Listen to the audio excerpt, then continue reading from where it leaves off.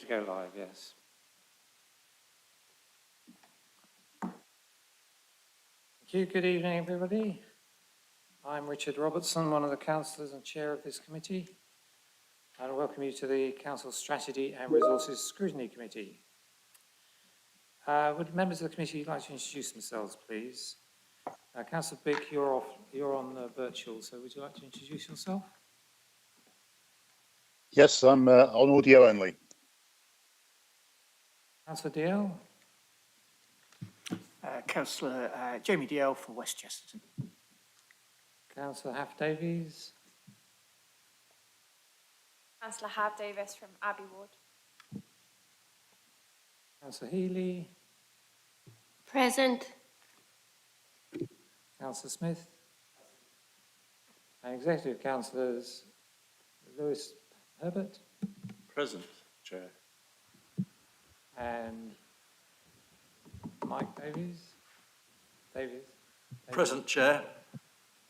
And Mike Surtees, I think.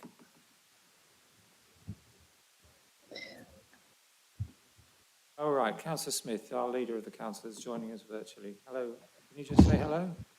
Hello, everyone. Virtually. Thank you. Right, in the offices in the chamber, we have Fiona Bryant, Director. Do you want to say hello? Good evening, I'm Fiona Bryant, Director of Enterprise and Sustainable Development and the lead officer for this committee. And Claire Tunnicliffe, our committee clerk, and Boris, who's running the meeting. I think you all know about turning on the microphones on and off and so forth, so I think we'll just proceed. Just to remind you that you are live to the public through the YouTube system. Right, so item 1 is apologies for absence. You're all here, so that's not needed. Declarations of interest. Any declarations now or at any time during the meeting? None. Thank you. Public questions? None, as far as I know.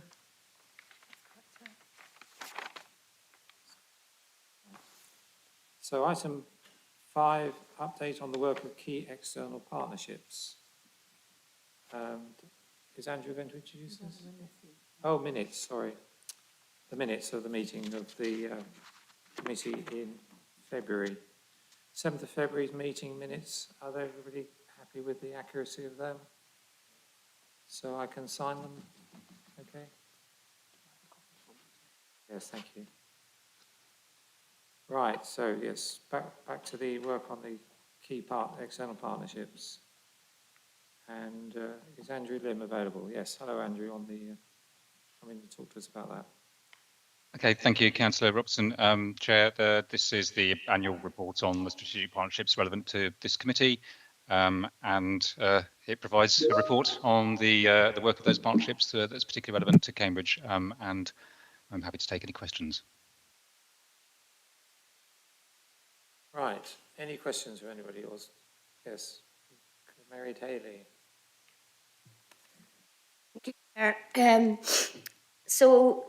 In relation to the Cambridge-Oxford Arc item, I read on social media from BBC journalist Mark Williamson last week that civil servants who've been working on the Cambridge-Oxford Arc have now been quietly redeployed.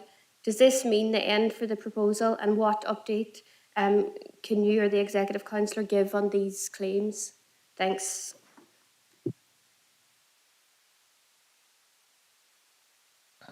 Chair, I wonder whether Councillor Herbert might be best placed or keen to answer that. That's very generous of you, Andrew Lim. Well, interesting also, Mark Williamson's a resident of Harston, so he has some particular views about some of the issues. I think the information is that the ARC isn't a government priority, but it doesn't change a number of the major issues. So whilst the government made a big error of claiming they wanted to deliver 1 million homes, at my rough count, there was the best part of 500,000 homes in the system on the ARC, and we still, as a council, want to have a broader partnership with the councils along the ARC. And we particularly want to secure East-West Rail because we ain't going to be wanting to fly in the future, and we do want to get people out of cars. So we see East-West Rail as a particular priority. While responding, I do thank the councillors, the council officers, including Graham Saint, for a more thorough than usual summary. So I think this report does give quite the committee and the council and anybody watching quite a broad summary of a whole range of partnerships which are really important to Cambridge. We are something of a postage stamp sized council, albeit a very special postage stamp, and we benefit hugely by the partnerships, but obviously some of them deliver more than others. Okay, any more questions? Yes, Councillor Smith. Yeah. I'd just like to ask a question about the Fast Growing Cities group. I've read the two reports that are referred to in the appendix to the report, and it's quite typical of a research-based organisation to produce the report and to make recommendations, and some of the issues that are raised are quite serious for this city. But the thing is that you've got to translate those recommendations into political action and impact. And I'd like to know what's been done to do that. I mean, some of the things that were highlighted are, we contrast the fast growth of these cities, the contributions that people in employment make to the tax base, and yet they only receive half of what they put into the system in public services. And yet this city is at the wrong end of austerity yet again, facing budget deficits when it's contributing so much wealth to the country. And government initiatives just aren't helping. For example, with the uncertain future about the new homes bonus. And I think also the first homes policy is totally ineffective as well for prospective first-time buyers in this city. So what action can be done now to translate this work into strategic, focused lobbying of government to support fast-growing cities? Do you want to come in, Andrew, at all? Well, I feel I should offer some sort of contribution. Otherwise, I'm slightly shaking. Although that did sound more like a politically kind of focused kind of question that you'll be better placed. But I suppose I would reflect that over the last 10 years, Cambridge and the wider area has secured quite a lot of government funding. I suppose that's one thing the government might say. If you look at the kind of the city deal, which was the most generous per head of population of any of the city deals done at that time. Also the combined authority funding, not least the 70 million for 500 council homes in Cambridge, and other funding, including potentially over 200 million, I think, for relocation of the wastewater treatment works from North East Cambridge. So alongside other bits and pieces of funding which we get along the way, Cambridge has done quite well out of government funding over time.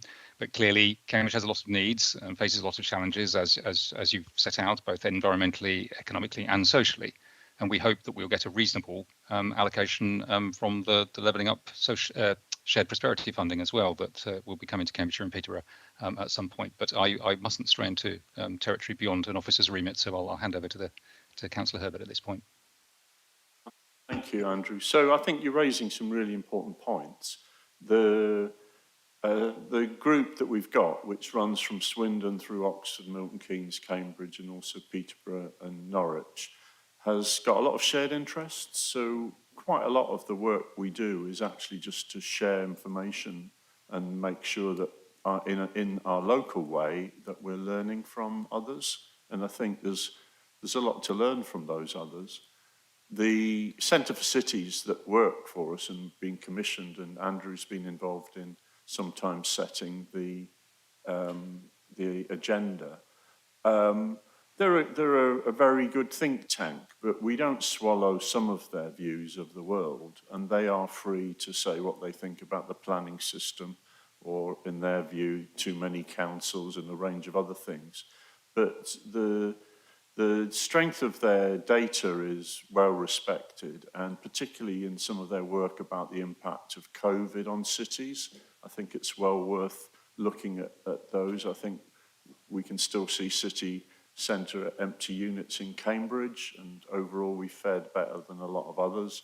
On affordable housing, as you mentioned, First Homes is quite a threat because it eats heavily into the affordable housing delivered by developers.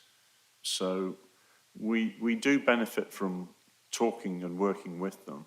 And one of the issues which we did do some work with, and I still think really matters, is it's well known that the kind of companies that have located to Cambridge, and indeed our own residents, take the view that we've got to focus on the quality of life.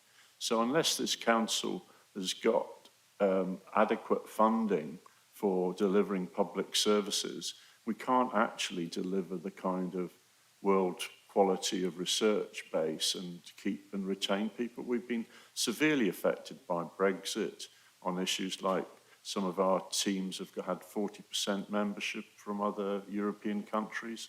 And we do need to work with the cities. It is the case that a number of local authorities and a number of I would say, introspective MPs rather than MPs that understand the challenges of cities like Cambridge and Oxford are actually far more of a challenge than some of the research that's been done. So I think we've been done proud by the Centre for Cities, and we obviously engage and argue on some of the issues. But yeah, affordable housing, inequality, trying to make the counter case to Michael Gove that inequality only starts sort of north of Doncaster. Generally, of just having a sane debate and trying to influence the civil servants as well as ministers it continues to be a major task for us. And the funding that Andrew talked about just hasn't got to be the last. And if there's just presumptions that levelling up is as simplistic as in the white paper, they'll fail to address huge challenges that we've got, in which there's actually greater inequality when people, in addition to being unable to afford food and energy, have also got astonishingly expensive, unaffordable housing in many cases. So I think that partnership is probably the most central in my view of the external to the county partnerships that we're involved in. And we get a lot more, albeit that we work through all sorts of structures, the local government association and obviously others. But I think it's just been really valuable working with Oxford. It is the case that Oxford's got almost a mirror of some of the same issues we've got.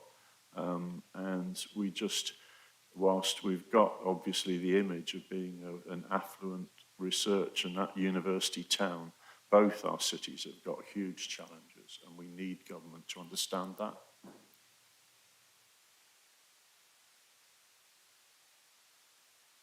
Councillor Timbick, you wish to ask a question, so would you like to come in and do that? Thanks, Chair. Can you hear me? Yes, thank you. Yeah. I had a couple of questions on page 20 of the report.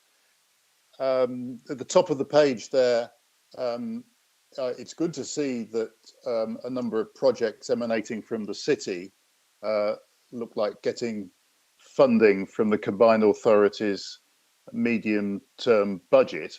I'm wondering actually what a city portrait to inform inclusive recovery rate. Is this an oil painting, or it's difficult to understand exactly what that is, but I'd be pleased to learn. I mean, these things in general sound positive. I'm just wondering how members of this council can input and contribute to the process of bids into the combined authority for schemes like this in the future. And further down the page at the bottom, in the final bullet, there's a statement about a process going on about to examine the purpose of the combined authority and to initiate a review of its governance arrangements. which sounds an eminently good idea, but I just wondered whether the public are going to be able to participate in that and members of this council are going to be able to participate in that. Thank you. I'll go straight in. So the life isn't always simple, and the deadline that was set for putting in some projects in line with scoring system at the Combined Authority led to quite a significant amount of work, Councillor Bick, from officers and input from members. And these bids are still subject to being confirmed, although I see that they're listed helpfully in the budget papers at the Combined Authority Board this Wednesday. So we would have normally gone in for a greater engagement than occurred, but it was really a short process of which because our officers responded and did a chunk of work at a time just before Christmas when there was plenty else to do, like budgets, we were put into a decent position. I mean, the stronger of the bids, which also include a bid for a food hub base in northeast Cambridge, are those that cross district boundaries. But we have been doing better as a district recently, along with securing the electric bus funding, which is starting to be spent. So we should expect to see electric buses. So in terms of the projects here, the portrait is part of, Councillor DL might be able to correct me, but I think it's part of the language of donor economics. And it's a relatively low cost project where a summary analysis is done about equality and climate and environmental impacts in the city. Basically, Tim, to just calculate where Cambridge is. And so the term portrait isn't something from the Fitzwilliam. It's basically just a series of metrics that assess where the council is. And it is judged to be very useful as a project, and we'll see where it leads. The other projects, we're hoping to get about £3 million of funding, and they generally accord with the climate change strategy, which is, I think, a really good piece of work that the Combined Authority's done, and it's going to the board for approval of a three-year strategy on Wednesday, and that underpins some of the bids that have been put in. In terms of the Combined Authority review, I'll be very happy to make this point, and I do think that the Combined Authority should encourage councillors from right across the geography to keep a look in on all of the issues that are coming up at boards and look to make a public question. But I do think both councillors and the public should have a say. I mean, we're still under the new mayor, and particularly a new chief executive who's only been in post for about 6 months shortly. We're still in a position of establishing a more professional Combined Authority.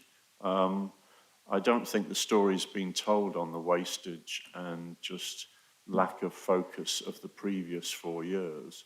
And I do think that there was quite a very weak inheritance when the previous mayor left. And I myself know that we are not going to achieve the £100 million that we were promised because of the damage caused by the outloan by the previous mayor of £40 million, and we're likely to lose almost all of £40 million.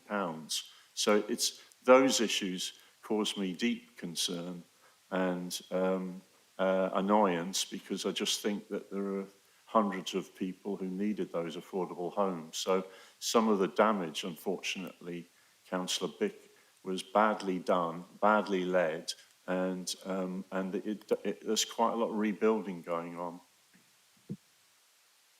Andrew Lim, you wanted to contribute. Just on the city portrait thing, I think actually Councillor Herbert's now given a very good description of that. But yes, basically it's it's a process of gathering kind of the latest kind of information analysis across a range of factors, across environmental, economic and social kind of issues to show us what Cambridge is like, which will then kind of give us an insight or indication into kind of all areas that might need some attention. And that might in due course inform investment decisions by ourselves and our partners on our shared objectives. And hopefully involve community engagement and involvement as well. I think that's the other kind of aspect of developing a portrait. Using the donut economics kind of approach. There are other approaches out there as well, and other ways of gathering data and other kind of sources of data, such as the Bennett 6 Capitals, the Legatum Index, and others, the Rand Quality of Life Index. So there's a range of kind of methodologies out there which we might draw on to do something a little bit innovative here. Cambridge being Cambridge, and if it's useful, then the combined authority might kind of see if it's applicable to other parts of the area as well. And I think it will help inform balanced and rounded decision making, which understands the kind of interplay between the social, environmental, and economic more fully perhaps than date. So I think that's the intention at least. Thank you very much. Okay, that's fine then. Councillor Dyer. Yeah, thank you, Chair. Just to briefly comment on Andrew's point. Yeah, I think the portrait does offer us a good opportunity. One thing I've raised in discussions with some of the groups that are very much promoting this plan is actually the work we've already done in the local plan that's obviously ongoing.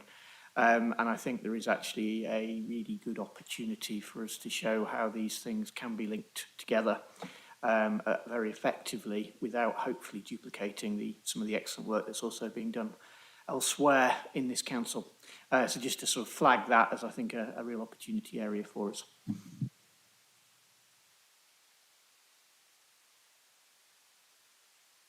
Councillor Half-Davies. Thank you. It's already been mentioned, but I just wondered whether there's any further update on the electric bus rollout at all. Thank you. I don't have any further information to add, but there is a clear programme to deliver 30, and that the number 2 was one of the priorities along with Park and Ride, not for any judgment, but just we're not in a position to replace them on all routes. So I think they are going to be coming in significant numbers later this year, and it will help the otherwise pretty awful air quality on roads like Newmarket Road and on some of the other main routes coming in from the Park and Ride sites. Thank you. Any more questions from anybody? No? Okay, I'll take you to the recommendations on page 18, just to note the report. Can I see all those in favour?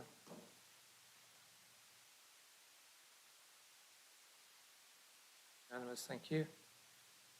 Does the Executive Councillor accept those? Yeah, I also concur, and I just maybe suggest to Andrew that perhaps there might be a space on the website where we could put the guts of this report, because I think it's the fullest report that we've done on our partnerships of this type, not forgetting that other partnerships go on into other committees. But I think it's just, there's quite a lot in here which will at least explain to people with a bit of a pointer what Cambridge and its links are with outside partnerships. I wouldn't want us to continue to be moving towards looking inward like some councils. Thanks. Thank you. All right, we'll move on to item 6, General Fund Revenue Carry Forwards. And Caroline Reaver, who's our Head of Finance, is going to join us and tell us about this report. Could you do so, Caroline? Thank you, Chair. This report proposes carry forwards on the General Fund, revenue carry forwards of 579,000 from this year's budget into next year's to enable the continued delivery of work that is not going to be completed in the year. The report includes details of how that 579,000 is made up, and I'm happy to take any questions. Right, any questions from anybody in the committee or elsewhere? Councillor Dale.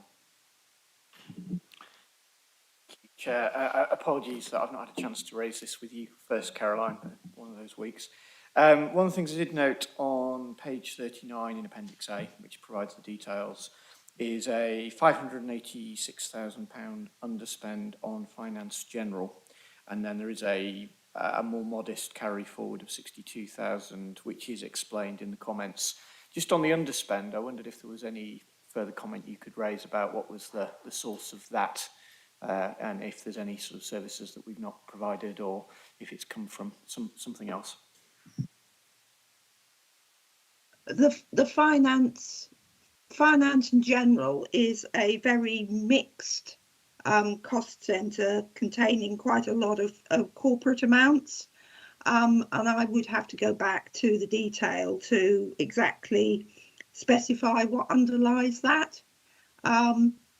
As far as I'm aware, there is nothing that we intended to deliver apart from the Cambridge City Housing Company work that is within that. But if I can get back to you on the detail of that.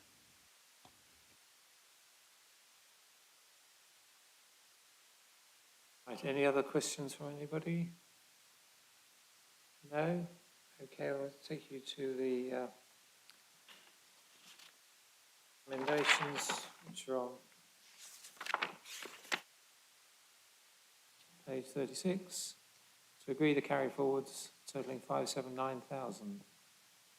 Can I see all those in favour? Those against? Those abstaining? So it's 5, 4 and 2 against, is it? It's 4 in favour and 1 abstention, Chair. Right, okay. Thank you. And Executive Councillor, do you approve that? I'm happy to. Thank you. All right, the last item on the agenda is to note the item on sale of the freehold of 11A Thorpe Way. It's just a note, I think. Want to talk about that? Can we just move to a decision? A decision is needed. Yes, a decision is needed, sorry.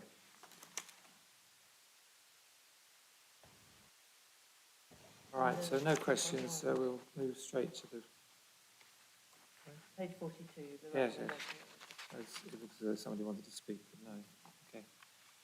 All right, can I see all those in favour of approving the sale and transfer of this property? All those please show. All in favour in here.